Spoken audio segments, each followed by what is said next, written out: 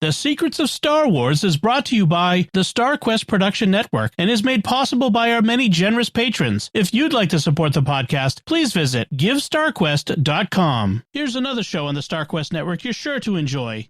The Secrets of Star Wars. Find it wherever fine podcasts are found or at sqpn.com/Star Wars. Hello there. It's a power that Jedi have that lets them control people and make things float. Impressive. Every word in that sentence was wrong. Help me, Obi-Wan Kenobi. You're my only hope. This station is now the ultimate power in the universe. I find your lack of faith disturbing. It's against my programming to impersonate a deity. That's not how the Force works. Force is with me, and I am with the Force, and I fear nothing. Remember, the Force will be with you, always.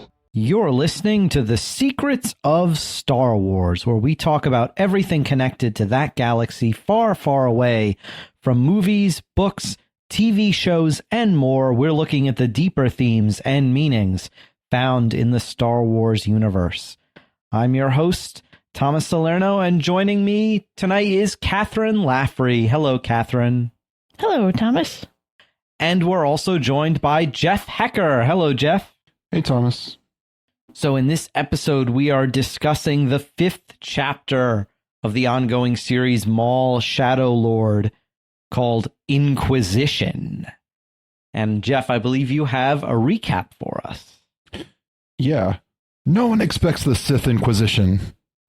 The Empire has arrived on Janix. Lawson's chief is interrogated as to the whereabouts of Maul, but she doesn't come back. Lawson is questioned by the Inquisitor Marrok, but is released. Devon and Master Docky plan to leave the city, but Devon doesn't want to be on the run. Riley Lawson looks for his dad at the precinct and is scared when he finds out he's being interrogated. Riley's mom returns his call and tells him to stay calm and cooperate with the Empire. Devon and Docky fight their way out of a train station when the troopers come after them. Marrok investigates the scene of Maul's showdown with the police, while Rook reports to Maul on Devon and Docky's movements. Lawson is released and, returning home, finds that Docky and Devon have gone there looking for help. Dun, dun, dun. Dun, dun, dun, dun. All right, so what were your guys' impressions of this episode of Maul Shadow Lord? How about it, Kathryn? This one definitely needed to keep going with the next one. There was so much build up. And it's like, wait, why is it over already? And then another great opening sequence of sound and a scream. So that was fascinating. Yeah. How about you, Jeff? Yeah, no, I really like this one. I mean, I'm going to say that about every episode. I think they're all very good. But this one slowed down a little bit, which it still had some action. But it's kind of it's right at it ends at the midpoint of the season, and before going into kind of the final. I will say the rest of the season is a lot more action packed, I feel like, than this, but it was nice still kind of getting the setup, getting the Empire coming in, and you get to finally see the Inquisitor Marrok, which we knew he was in the trailer, but I'm still very curious how he gets from where he is here to where he is in Ahsoka as a green gas cloud. It doesn't seem like he's a gas cloud yet, so I don't know if there's going to be some Maul's Night Witches stuff going on with that later, but it's a very good episode, and really kind of sets up, I think, where the season goes. So it's a good one. Yeah, I agree with both of you and what you said, Kathryn, about this being kind of a build-up episode. I feel like this whole episode was kind of build, and then it ends right when you want to see it continue, and is obviously building up to stuff that we're going to see next episode. I've kept my discipline of watching these as we review them. Although, I haven't been able to stay perfectly spoiler free, so I have a pretty good idea of what's coming. But the details are still like I don't know how we get from now to spoilers in the ending. Like, there's still a lot that's unclear to me, and that I'm fascinated to see unfold as we review these episodes. So yeah, the Empire arriving on Janix, and this is just my like nerdy like Star Wars vehicle nerd side coming out, but Imperial lat gunships finally, which the Empire should never have gotten rid of. They're a perfectly versatile and vehicle that the Republic used. It was neat to see them in the kind of Imperial like all gray instead of their Republic, red and gray markings. But yeah, I'm like, Imperial lats finally. Although I think we saw a few of them in Bad Batch as well, but not this many. This was like a full-scale invasion of the planet, or at least that big city area that seems to be the hub of everything on the planet. They haven't, phased them out completely, as by the time of like Rebels and the Rogue One in the original trilogy and Andor, they're using more of like the cargo ships or Lambda shuttles. So they haven't gotten there yet, but I believe, I could be wrong, but I believe this is the first chronological appearance of an Imperial class Star Destroyer, so we haven't seen them before, I don't think, in the chronology, and it's still a little bit unclear if this. Right. I think this is kind of taking place around when parts of Bad Batch take place. I don't know that it's quite at the end of Bad Batch. I think it might be like around season 2 to season 3, somewhere in there. If you look at Wikipedia, it says it gives like a 4-year window when this could take place, because they haven't. Oh, they're not even sure. Right. Okay, they're not pinning it down, because they could change how they want to tell the story. So right, because you still see. I know that the Tarkin rocks in on an Imperial class Star Destroyer at the very end of Bad Batch. Yeah, so I think this is before that, because we also see the troopers are the TK troopers, which were phased out from the clone troopers. So we're seeing that as well here. So I think it's kind of like they're kind of taking place about the same time, but not, it's not exactly clear when this is. And I think they're leaving it open just in case they ever want to tell a story or like pin it down somewhere where the characters, like Maul runs into, the Bad Batch or something down the road. Oh, that'd be neat. I don't think they will do that, but they might want to leave it open for those kind of possibilities. And they got to be careful to make sure that everything kind of interweaves with what they also revealed in Tales of the Jedi with Ahsoka's story. And that also has kind of a vague timeline in it, too. Right. Because the other Inquisitor who was also in the trailers, the bird-headed guy. The Crow. Is the Crow. Yeah. Is, or the 11th was brother. in Ahsoka. The 11th brother, yeah. So some of them have names, like Marrok, and then others have numbers. I mean, I think they probably all have a name. They're also known by the number designation. Like, right. I think I think Marrok just has a name just because he was in.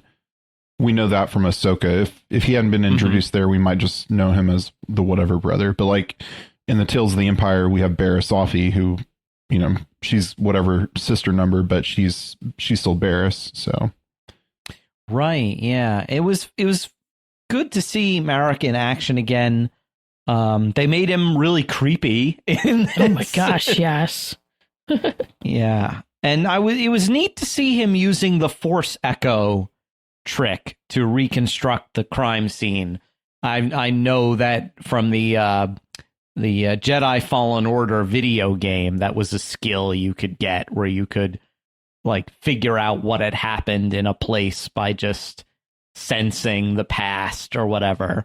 So it was neat to see that in like a Force user actually wield that power on screen, which was neat. And my daughter was asking, is that the first time that it's been used in the shows as opposed to a video game? No, because Ahsoka in Ahsoka, she uses it after she goes into the world between worlds, and she's kind of sensing what happened with Sabine and that's right. So yeah, and I think in the Legends this was called Force Psychometry, and it was a more limited ability, like only certain people had it, so it's still a little bit unclear if like anybody can.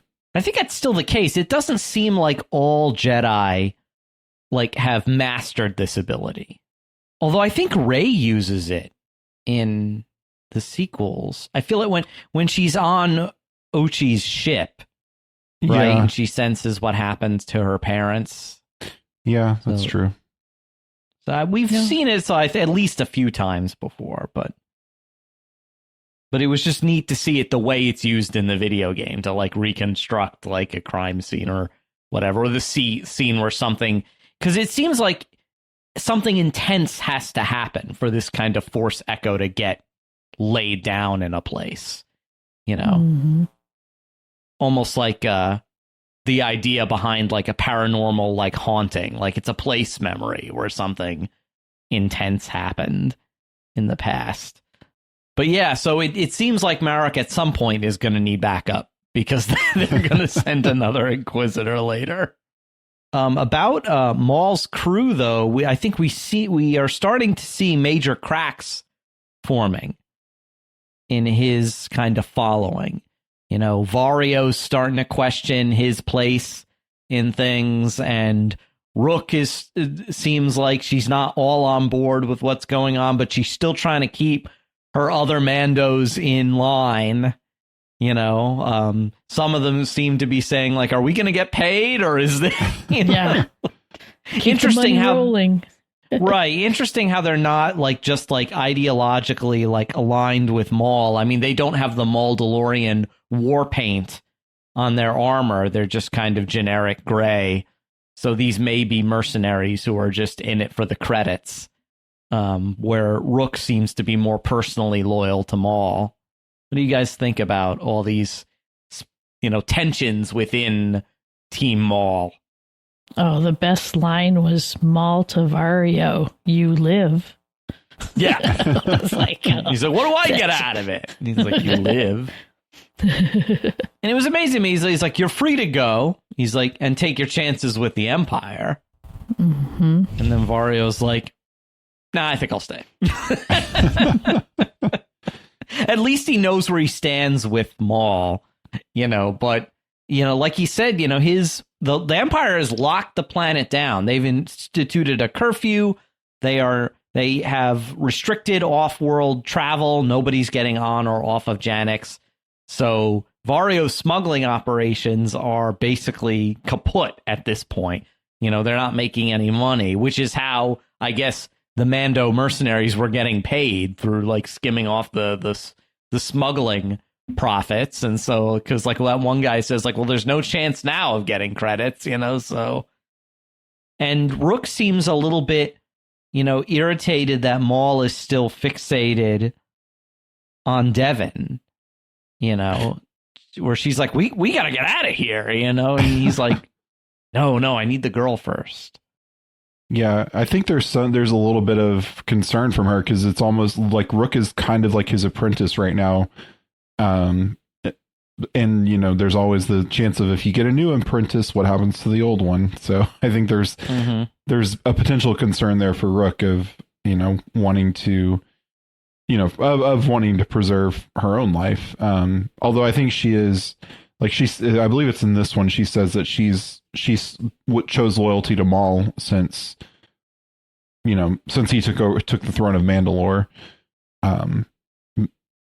And, you know, and that's kind of when the next Mandalorian Civil War started, was between the Mandalorians and everyone else. But yeah, like you said, the other gray, you know, armored ones don't really seem to, they don't have the Mandalorian or the Maul, you know, red war paint like Rook does, and like a lot of his followers did back on Mandalore. So yeah, it seems like they're just after the money, and, you know, it'll be interesting to see if the money runs out, what happens to them. So right, where their loyalties lie. And this is just me speculating, like, if they figure out that, like, I don't know if the Empire's offering some kind of reward, but if they are, it could be like, oh, we can get credits that way, you know. Yeah. You know, like, and there's no honor among thieves, I guess. But yeah, the problem is, though, if you try to turn Maul in, then the Empire's just going to arrest you too as a collaborator, an accomplice. Yeah, I mean, that's true. I was also interested to Rook seems genuinely concerned, I think, for Maul's safety. You know, she's like, the Empire is here. We got to relocate now, pronto. And he's fixated, almost obsessed with getting this new apprentice. And I know why. His end game is getting at Palpatine. But, I almost feel like I'd be interested in future episodes to see more of Maul's thinking. Like, how do we, I feel like there's some missing, maybe he doesn't even know entirely. I feel like there's some missing steps in this plan. Get girl, train her in Sith teaching, then kill Palpatine. I feel like there's some stuff missing in between there. So I think kill Palpatine is his ultimate goal. Mm-hmm.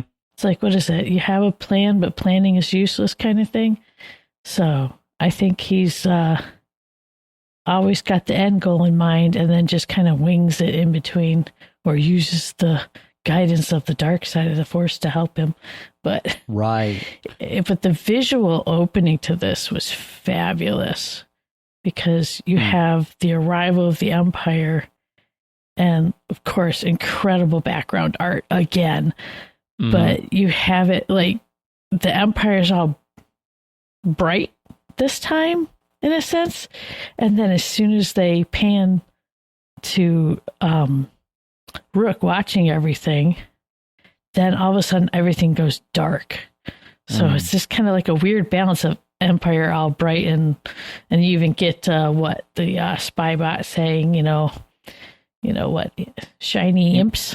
Yeah, impy shinies. Yeah, it was interesting to see the shadow of the Star Destroyer go over the skyscrapers. Mm-hmm. That was really neat because since the skyscrapers are not all in a line like dominoes, the shadow was rising differently and over different buildings. It was a neat effect. It was really cool. And where the Empire is literally overshadowing everything. There's that Tarkin doctrine again of, like we were talking about last episode, the value of bringing an Imperial Star Destroyer is that you immediately let everybody know who's boss. And the precinct, and they park the thing right over police headquarters, I noticed. And that is immediately taken over by TK stormtroopers and by this new guy. What's his name? Lieutenant Blake? Blake. What a name. Yeah, what a name. I'm might as well stick him in an 80s, Rat Pack movie. Yeah, I was thinking that. He's 80s high school bully or something, but lieutenant, huh? So you obviously didn't command the Star Destroyer, so there's got to be some more.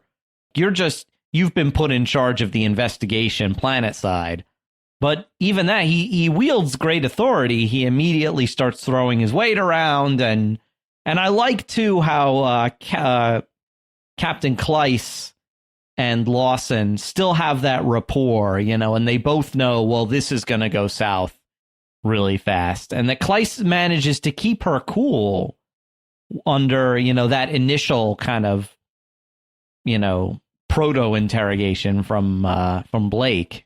She almost seems to willingly throw herself on the dagger that she knows coming. Rather than Lawson protective. Get it. Yeah, she seemed protective of him. But that comment, at least we're not harboring Jedi. Oh, yeah. Just watching Lawson and especially in terms of the end of this episode. Mm-hmm. That comment near the beginning, is what did George Lucas say? Everything's poetry. It rhymes. Yeah. It rhymes with the end of the episode where Lawson does end up literally harboring Jedha in his house.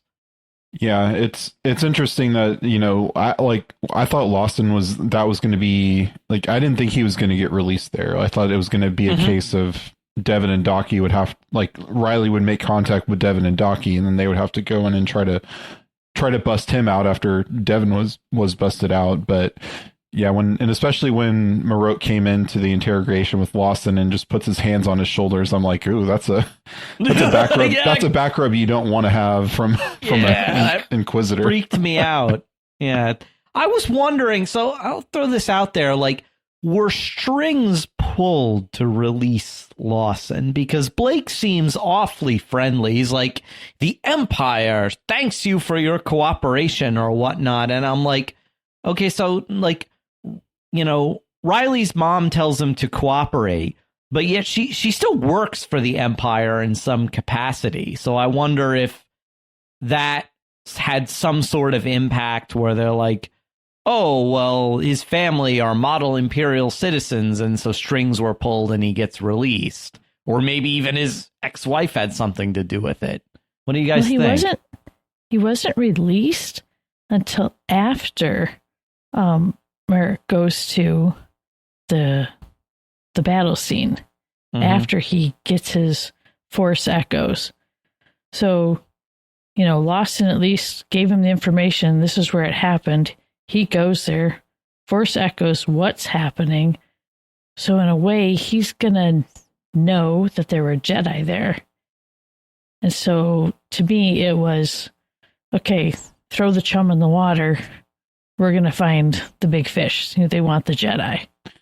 That's exactly what I was going to say, Kathryn, too. Yeah, I think they're sending Lawson out to try to draw the Jedi in because they know, because Marrok knows that he's been in contact with them through, and I didn't even pay attention to the fact that he went to the crime scene or he went to the battle scene and probably pulled that, felt that Lawson was there and talking to the Jedi. So yeah, that's interesting. But yeah, I think it definitely is like they're throwing it out there to try to draw in the Jedi.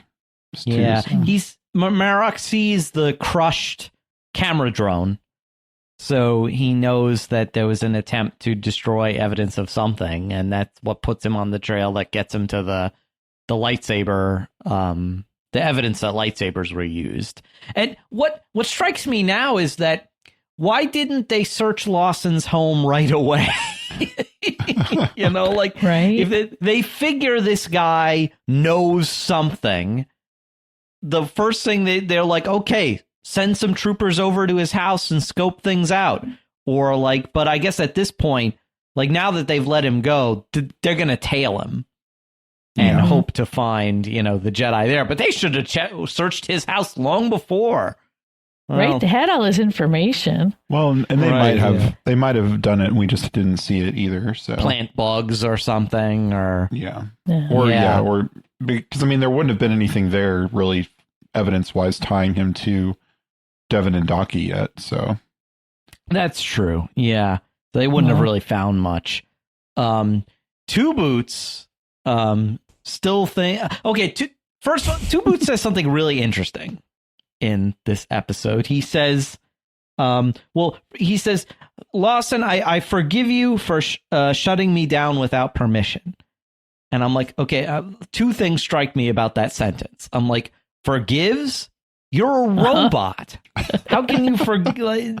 And also, without permission, you're a robot. You have no rights. It's like, of course, I could just Lawson could just shut you off. But anyway, yeah, it's still that's one of the things in Star Wars. It's always I'm always kind of wondering and questioning, and it seems to change based on what story they're telling. On yes. Do droids have rights? Are droids considered sentient beings, or are they, or are they tools that are used in our own property? So, because you have some droids that you get to know over the course of movies and other shows, like, R2 and 3PO and Chopper and others that are, I don't think you would consider them owned by anyone. They may just swear loyalty to a master, but they're, I don't think anyone owns them technically. Because R2 would technically be owned by the royal the royal family of Naboo, because he was on the Naboo starship, and 3PO is owned by Vader technically. So I guess the Lars homestead at this point. Thank the maker. Yeah. Thank the maker. So it's always interesting when they bring droids in, and then you have droids like L3 from Solo who are like actively going against oppression of droids by human, or by living life forms. So yeah, it's always interesting to see what track they take with droids. But yeah, and it was interesting what Lawson said before that to the chief. When she's like, well, your droid did it again, and he's kind of like, well, he's just following his protocols. And it's like, he writes it off as he's just a machine following his coding. And then you have Two Boots acting like he's, a human with a conscience, and I forgive you. I forgive you. It's like, can you even give forgiveness? You're a robot. Like it's very interesting. I've always taken the opinion that, like, okay, if I lived in the Star Wars universe with droids, my go-to instinct would be, okay, they're clearly sentient in some way. So I would kind of put it in the same thing like with animals. You're not supposed to misuse or abuse animals. Put them in pain or bad situations for no purpose. But yet they don't have this, like, they're not on the same level as a human being with human rights and stuff like that. But you're not supposed to just, treat them as complete objects. So I would kind of put droids on the same level where it's like, yeah, you shouldn't beat them up or terrorize them like like Jabba the Hutt does.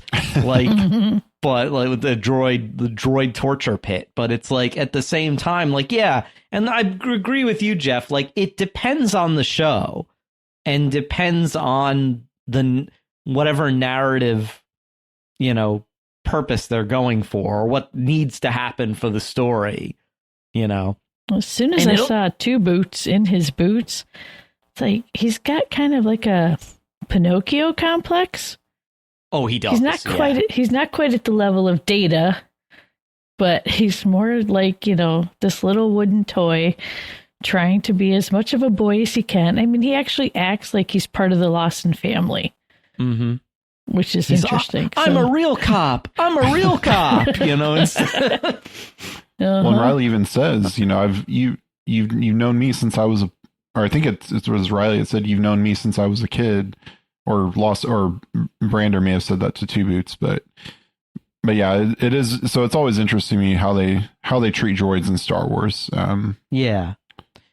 And it's interesting too that like Two Boots, he's still kind of giving the Empire the benefit of the doubt. He says he doesn't have enough info to make a judgment on whether the Empire's like presence here is going to go sour. And I like what Lawson says. He's like, Two Boots, you're really smart, but you just don't get it.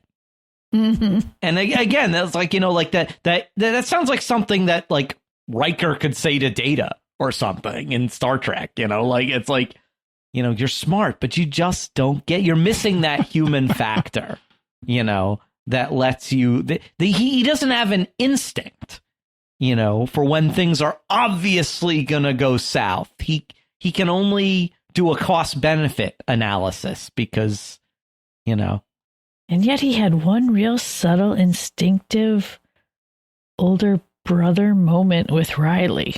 Mm-hmm. When Blake steps up to them and he's like, what is this citizen doing here?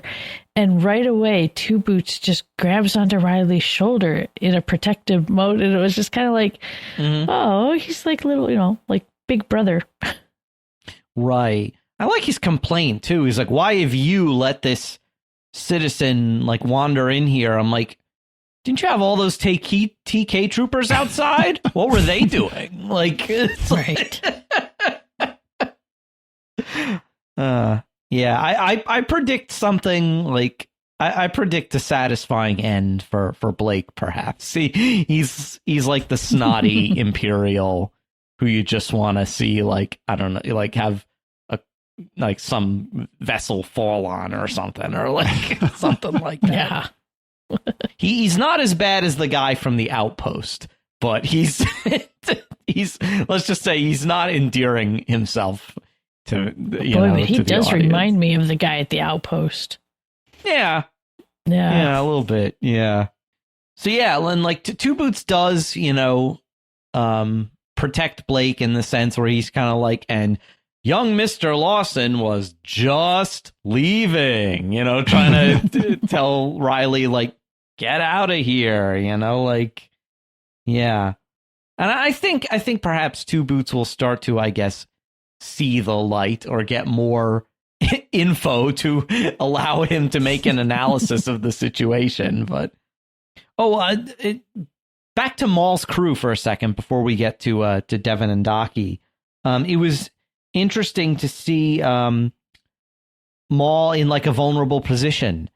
The Knight brothers were repairing his bionic leg that was damaged in the battle in the duel with the Jedi. And so you can tell he's annoyed that Rook interrupts him and sees him in a vulnerable position, because he's like, what, through clenched teeth, he's like, what is it? And you can tell the heavy clank of his leg against the table when she opened the door. And I was like, okay. And she's kind of I interpreted it as she's kind of reluctant to give him the info that she's found, as we'll get to through like security cam footage. She's found Devon and Docky's location through hacking into the Empire's comms. But you can tell, like, when she gets the information, just this very subtle look crosses her face where she's like, should I tell him? And then she does it anyway, but you can tell she's having second thoughts about this, that she's doing it against her better judgment. What do you guys think? Yeah, I think it goes back to like what I said earlier about Rook kind of being in a position of if Devon becomes the new apprentice, like or even though Rook's not really an apprentice, but she's Maul's kind of number two. Mm-hmm. And if he gets a new apprentice to train, then that's going to be his number two, not Rook. So I think there's a concern there, but I think she does still have loyalty to Maul and want him to, like, she's his Mandalore. Like she's who he is, who she swore loyalty to, and is, killed other Mandalorians and, fought against her own people to support Maul. So I think it's just, she's almost pot committed, to use a poker term. Like, she's bought in so much that if she, like, if she leaves, what else does she have? And so, but right. Maul's obsession with Devon could lead to Maul's kind of downfall, which it might in the long run of the series. We don't know. I tend to think that it is going to end up being where, because this isn't really spoiler for the show, because it's kind of where it's going. But I think eventually Devon might be the one who abandons Maul on Malachor in the future, where we find him in Rebels. Like, I think that's where it's kind of ultimately going to lead. Yes. And if they do multiple seasons, I think that could be like the third season ends kind of with that, where she abandons him there, and that leads into Rebels. So, just my, speculation there, but yeah, I think Rook is just concerned about Maul, and, doesn't want him to get picked up by the Empire, because, that's not going to be good for Maul. So, well, Jeff, you might as well just ship Rook and Maul. She's giving her life for him. And yeah, it was something you said interests me, Jeff, that where, like, where does she go without Maul? Because she seems like the kind of Mandalorian who would be very cognizant of the code.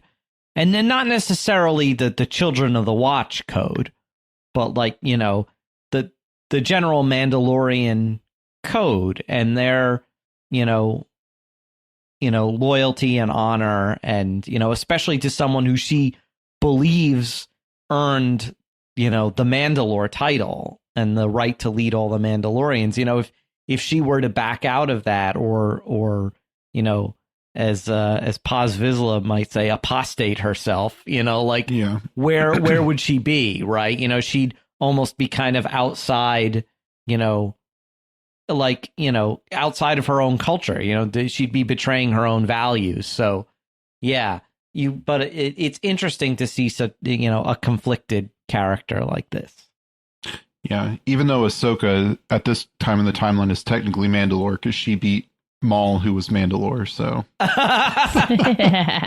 but you have to claim it, I think, too. Yeah, that's true. But he didn't have the Darksaber in the fight. Well, I don't think you have to beat Ahsoka. the Darksaber. You just have to beat the person, I think. Who's I thought already you had to claiming take I thought you had to take the Darksaber from them in a fight. Yes, when it's in play. Yeah. Yeah. But they thought the Darksaber was lost for a long time. Yeah. So I think they were just operating by like whoever has claimed the title Mandalore. If you defeat them and then claim it yourself, you've got the title. I don't think they knew where the Darksaber was at this point. Well, I think. Do you think they have a Beskar belt buckle for that? So you know who's got the title? Yeah, right. I think the Empire would have the Darksaber, wouldn't they? Because Maul killed whichever Vizsla it was, and then I don't think he really picked up the Darksaber to use it. I think it was probably it's probably been. It might have been picked up by one of the other Mandalorians and then eventually was grabbed by the Empire, because Maul does have it in Rebels too. So that's another thing that could be like, could we see him in this show? Oh, yeah. Mm-hmm. Like reclaim the Darksaber too. So right. I think at some point Mandalore has to come into it because the purge hasn't happened yet. And so there's still, but well, the Darksaber was left in the temple on Dathomir. That's where they found it in Rebels. Right? But I don't think we know where it is after he killed the Vizsla and then took the title of Mandalore. Because I don't think Maul picks up the Darksaber there, and I don't think any others. I don't think we see him use it in any of the rest of Clone Wars. I guess I always had candidate that he took it there for, Well, he might have. He might have taken a side trip to Dathomir, but and we might see that in the future too. Yeah, because he got taken by Palpatine for a bit before he came back to Mandalore too. So yeah, and we don't, unless it's answered in an episode I haven't seen yet, we don't know what happened during that time between in Palpatine's custody and him being on Mandalore again. Yeah, there was a comic that tells some of that story, but I mean, I think it's basically he's put into a prison, and then Rook and the other Mandalorians, like the other Mandalorians loyal to him, broke him out is kind of what happened, and then brought him back to Mandalore. And that was in a comic before the actual final season of Clone Wars was made. So right, and they've shown they claim everything's canon, but they have shown no qualms before about rewriting stuff that was not on screen. Yeah, so, for sure. If they it's can in always a book, change it, but yeah, if it's in a book or a comic, they've shown no compunction before about completely overwriting it. Devon and Daki are the other moving part in this episode. And speaking of conflicted characters, Devon is now very conflicted. And we get to see that play out in the dialogue between her and her master. Yeah, very early on when she says, but Maul? And it's like, is that with concern for or about Maul? It's really kind of left very ambiguous. Because, is she concerned that Maul's there and everybody else, or is she just concerned for him and wants to help him get out as well? Yeah, and she's starting to kind of repeat some of the things Maul was saying to her. And Daki has the quote, it's your voice, but Maul's words that I hear. And then she kind of claims that she's confused, but, which is never a good sign for a young Padawan to be confused. Because that always, that can lead to bad things for them. So it's like the first time you hear a child quote something that's totally against your family culture, and you're like, what are you watching or listening to? It's like, nope, that's not how we live here. And another interesting line from Daki is when, she's making the case that, both us and Maul have a beef with the Empire. and he could be a useful ally in this situation. And Daki says, the Empire may be our common enemy, but Maul will never be our ally. And that's so true, like the lesser of two evils is still evil. Yeah. Maul may be the lesser of two evils in this case, but he's still, you can't trust this guy. And as a history nerd, of course, I was thinking about, you could say the same about in World War II, the Western Allies alliance with the Soviet Union. So we may have had a common enemy in Hitler, but, that didn't make the West and Stalin allies. It's like, yeah, it's like you're still dealing with someone who cannot be trusted, and you've always got to never turn your back on this person, ever, because they will have no compunction about stabbing you in the back, if it serves their purpose. So I think he's trying to, but I feel like we see the beginnings of Devon sort of losing confidence in both her master and the Jedi code, the Jedi way.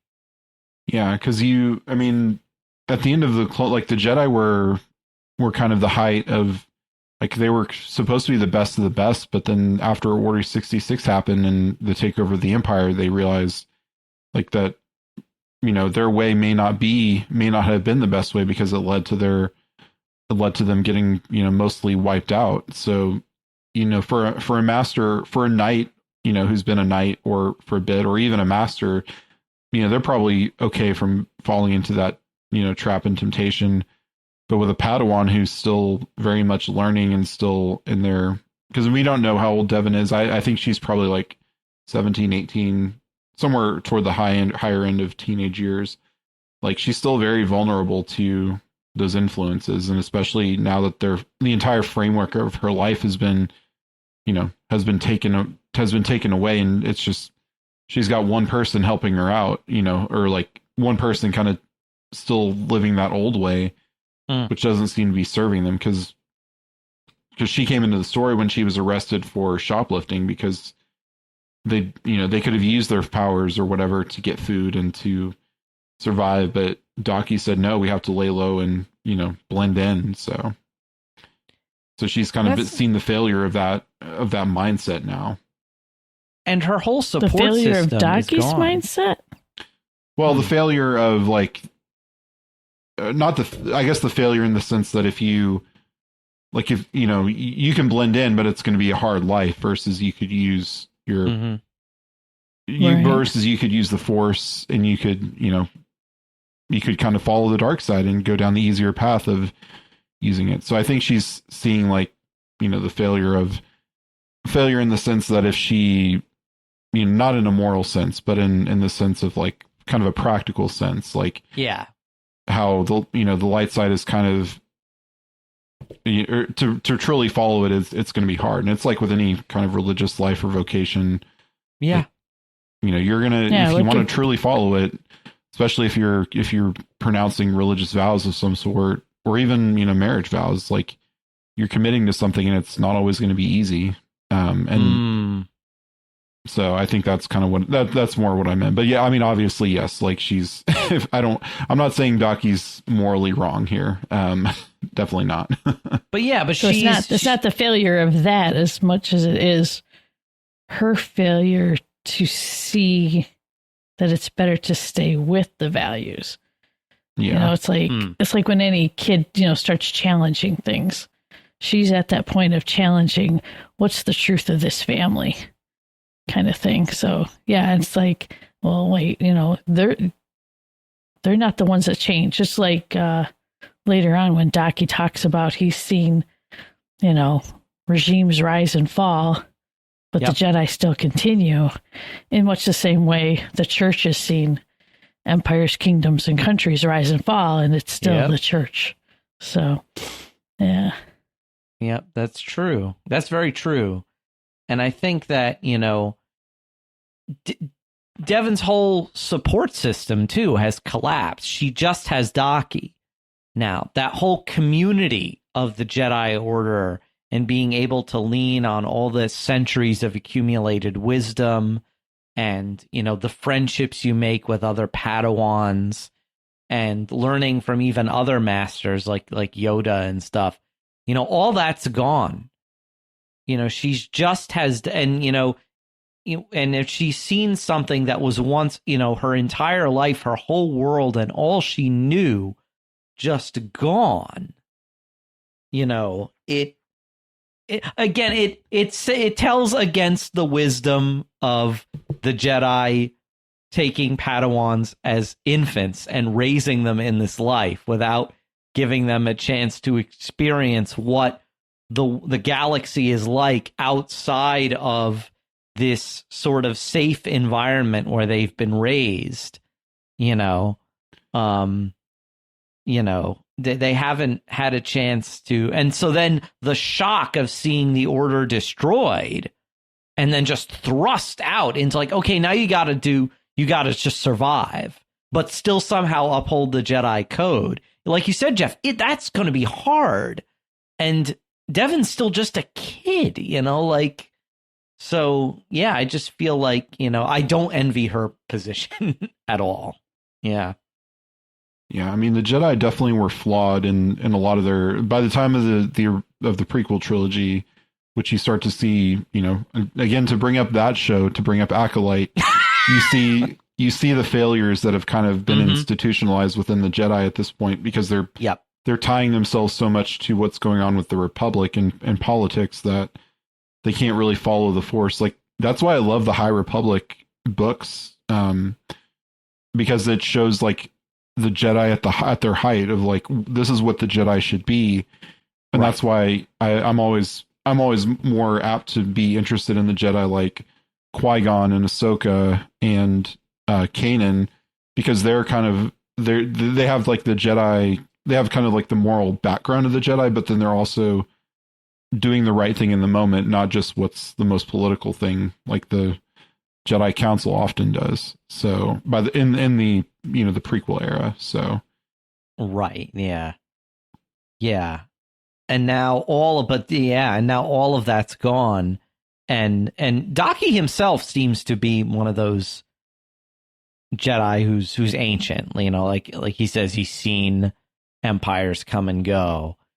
So he's, you know, clearly has all these centuries of accumulated wisdom, but, you know, Devon is scared. You know, she's just a kid and is now, you know, having to deal with these conflicting ideologies, like Kathryn, like you kind of said, you know, being exposed to ideas that are outside and they're diametrically opposed to the values you've been raised in. And then how does a kid almost like metabolize that, you know, like, you know, and she's being like, you know, and it's that perennial argument of like, how do you use power, you know? And she's like, you know, Maul says we could do this or that and, you know, do better than survive, you know. But yeah, I don't think this is leading anywhere good. No. You know, there was one other thing that was really odd that happened in the train station. Yeah. So you have all the troopers coming off the train, which that whole scene was just shockingly beautiful for as terrifying as it was. It's really hard to describe. When I see like art done right, it's like, yes. But the failed Jedi mind trick. Yeah. I mean, this is going along the same path as, you know, what we see in A New Hope with Luke and Obi-Wan. And yet the second they take 2 steps away and another trooper comes over, it's like, hey, wait, what? You know, after them. Right. It's like, because the other trooper clearly wasn't affected because he wasn't the direct target of the mind trick. Yeah, well, he like came up to the other trooper, so he wasn't right there when it was. And he's like, you know. Yeah, he's like, hey, why'd you let them go? And he's like, and he's, what did he say? He's like, they are free to go. And, you know, like the other guy's still under the, but then he's like, wait, what am I saying? You know, like, it's interesting because you think about when you had Luke and Obi-Wan, there were 3 guys standing around and there's only one of them that was responding to the mind trick. Yeah. The other ones are just standing there stupid going, okay. I don't know. Well, yeah, they are stormtroopers. Yeah. Well, I think too, like because Obi-Wan was targeting the leader of that group, and so the sergeant with the shoulder pauldron. Yeah. So the other troopers, like in the Empire, you follow your orders. To the you don't question what. Yeah, you don't question anything. Does. So if the superior lets them, but I also think that the other troopers were also kind of in the affected too, and the affected zone. Yeah. It's like, affected zone. It's like they're within the radius of that status effect in like the video game. And it's like, but yeah, it's like that was interesting because I've always wondered like how long the effect lasts. Like, like in Attack of the Clones, did that guy in the bar go all the way home to rethink his life after Obi-Wan told him to? Like, did he go all the way home, sit there for a few hours rethinking his life, and then go, wait, what am I doing? Like, so yeah, I wonder, if there's a technique to like maybe if Daki is just like really quickly, like, okay, I need you distracted for at least a minute or two, rather than like, I bet you could lay on like an effect where it lasts for hours or something, but burn off a few neurons in the brain. Why not? Yeah. That sequence, like they get caught, they have to fight the stormtroopers and then escape, and that's when they get an APB put out on them. And, Rook is able to, with the help of Spybot, to look into their security camera footage and see like, oh, there's the Jedi, they're in sector whatever, on the run from the Empire. This is their last known location, because Devon and Daki are trying to get outside the city. They say there's a forest, but now that they've been caught, that seems like the Empire's going to cordon off the city. And so they're, the only safe place they can go is Lawson's house. Like, he's like, what do they say? Like, Devon's like, well, where do we go, Master? Like, we don't have many friends in this situation. He's like, we just need one. And I was like, and what was wrong with their little hideout in the sewer? Right. Yeah. Yeah. I like how the stormtroopers are just stopping everyone, like including like that. I overheard one of them in the chatter be like, you look like you know something. And I'm like, yes, it's going to take them forever to find out anything by this method. But yeah, well, I mean, I don't think it's, I think it's just that they don't care, like that anybody, because we see that in Andor, like Andor gets arrested for just being in the same area as something. Like, are you a part of it? Yeah. Part of what? And is arrested for just being in the vicinity of a crime. So like, I mean, that's what the Empire does. Like anyone who gets in their way, even, especially innocent bystanders, can be just arrested and, thrown into an Arcana prison. So yeah. Which maybe reminds the trooper me, have a like an arrest quota. Yeah, they might. I mean, they could. Oh, I'm sure. This is the Empire. They must have quotas. I mean, like, which I think we've seen in Andor. There's quotas on stuff, but like I like. Well, not that I like this, but like that reminds me of that again. Like when Lawson asks about Klyce, they're like, they say the most like stereotypical thing ever. Like, she has been transferred permanently. And I'm like, oh, well, I guess that's the end of her then. We did a freeze frame when the trooper was walking by with the data pad. And it had Klyce on the data pad. And then if you looked carefully, you could also see he was holding her badge. Mm-hmm.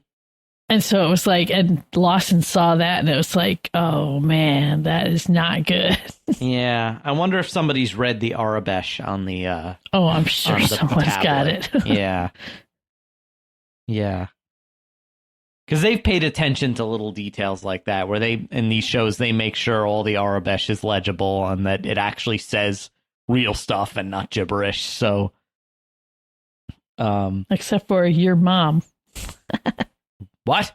Is that a thing? There's a phrase that they'll put in there in different places just randomly. It'll just say your mom. And I don't know what the running joke is or how it got started. Your mom. But it's funny when people read it. Middle school, like, insult. Your mom. Like, why? Like, anyway. I was interested that Riley, he's got that look of, like, the dog that's just peed on the carpet. You know, like he's done something wrong. You know, like, but at the same time, he looks guilty that he's let the Jedi stay there. But I'm like, he let them stay there, even though his mom's like, please just cooperate with the investigation and stay out of trouble. And yet he does the exact opposite of that in me. But he seems like a good kid. He's probably like, these people need help. But at the same time, he knows he's done something wrong because he looks so sheepish. Wonder if he feels guilty about calling mom too about the whole situation. Oh yeah. Mm-hmm. She had a really great statement when he's like, he calls, he's freaking out. She knows it. And she's like, what did he do now? It's like, oh my gosh, how many times has Riley called mom about something that dad's done that's, not on the up and up? So, yeah. Like, uh-oh. Yeah, I'm just interested to see where we go from here. And Daki still seems to be, fighting his injury. He doesn't seem like he's I like that thing he says, like, I'm not dead yet. But clearly, he's struggling with the injury he received during the duel.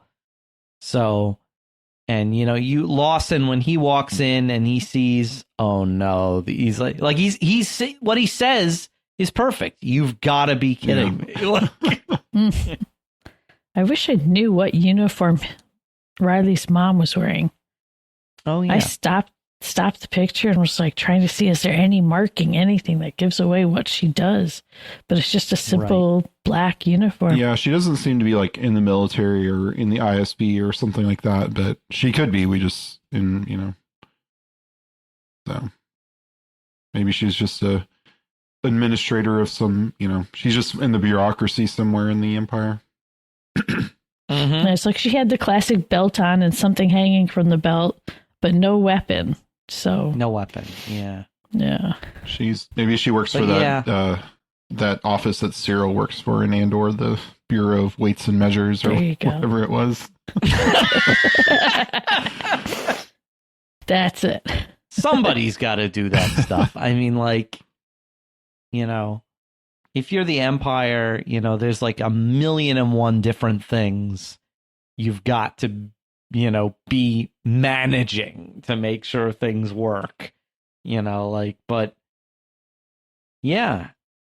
And yeah, it's interesting too, right? Because like it brings up the question of like cooperation with evil, right? Like if you're doing some like job that has no like direct military application, like for the Empire, but you're still part of the system, how much is that cooperation with evil?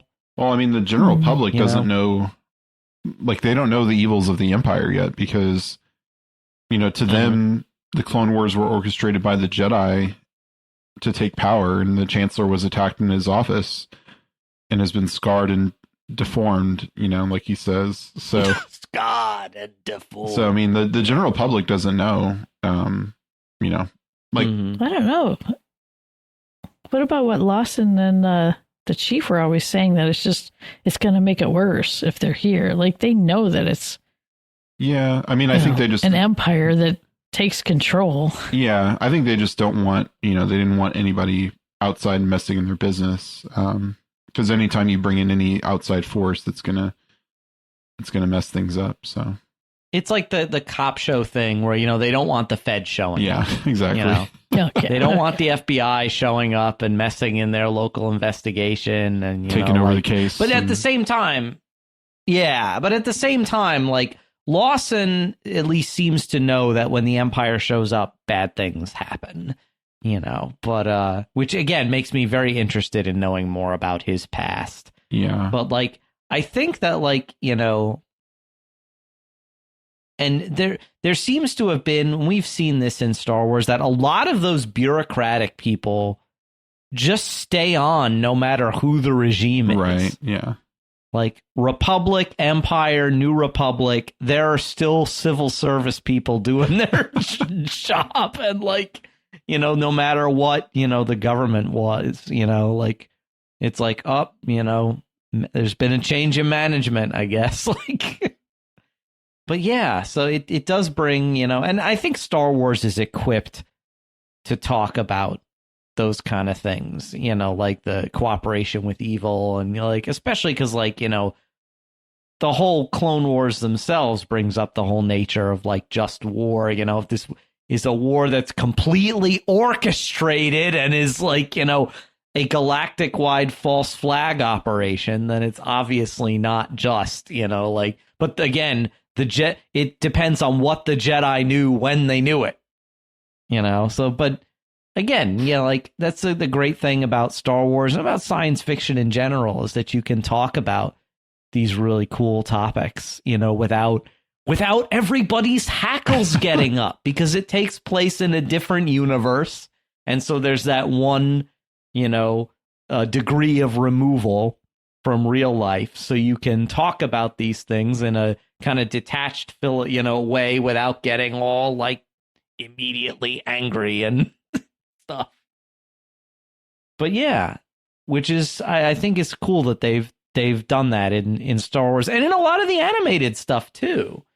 You know, like the Bad Batch had a lot of interesting themes in it, you know, about, you know, freedom and bioethics and things like that. And, you know, so great to see these things play out. But did we miss anything in this episode before we wrap up? Any other notes that we want to cover? No, I don't think anything else for me. I think we covered it. Oh, there was one small detail, and that was when Lawson goes into the interrogation room, and he sits down at the table, and he sees the finger marks across the table. Yeah. That was, oh man, just those small little details they've been putting in this really draw you into what's happening. Yeah, I could only imagine what was going through his head when he saw that, you know. Yeah. Oh, and that reminds me, one small note I wanted to touch on was the music again. I caught more musical cues that sounded like they were straight from the Dark Knight trilogy. It's in one of the last scenes when Lawson is released and he's heading back home. Just some of those beats reminded me of Hans Zimmer's score from the Dark Knight trilogy. So I don't know if it's intentional or not, or if it's just a coincidence, but you know, it's a crime drama. Those movies were superhero crime drama, so it fits. Yeah, and I'm excited to see what's next. Although I think I have a pretty good idea of what's coming, but still, how we get there is going to be really fun to watch. All right, so that's it for this episode of The Secrets of Star Wars. But before we go, we'd like to take a moment to thank our great patrons who make this podcast possible, including Allison K., Thaddeus P., Pat S., Kate N., and Ron L. Their generous donations help us to create The Secrets of Star Wars and all of the awesome shows here at StarQuest, and you can join them at GiveStarQuest.com. And be sure to follow The Secrets of Star Wars on Apple Podcasts, Spotify, your favorite podcast app, or on the StarQuest YouTube channel. You can find us on Facebook, where we are facebook.com/StarQuestMedia, on X, where we are at SQPN, or on Instagram, where we are at StarQuest Network. And be sure to grab your official Secrets of Star Wars gear at sqpn.com/merch. And now we'd like to hear from you, our listeners. What are you most enjoying about Maul Shadow Lord? What did you think of this episode? you can let us know by sending us an email. We are starwars@sqpn.com, or you can message us on our social media pages. You can leave a comment on our channel on the StarQuest Discord server, which you can find at sqpn.com/discord. We have a spoiler channel and also a general Star Wars chat channel with lots of spoiler-free fun. And join us next time for Chapter 6 of Maul Shadow Lord. Until then, Kathryn Laffrey, thank you for joining me and sharing the secrets of Star Wars. Thank you, Thomas. And Jeff Haecker, thank you for joining us. Thank you, Thomas. And once again, I'm Thomas Salerno. Thank you for listening to The Secrets of Star Wars on StarQuest.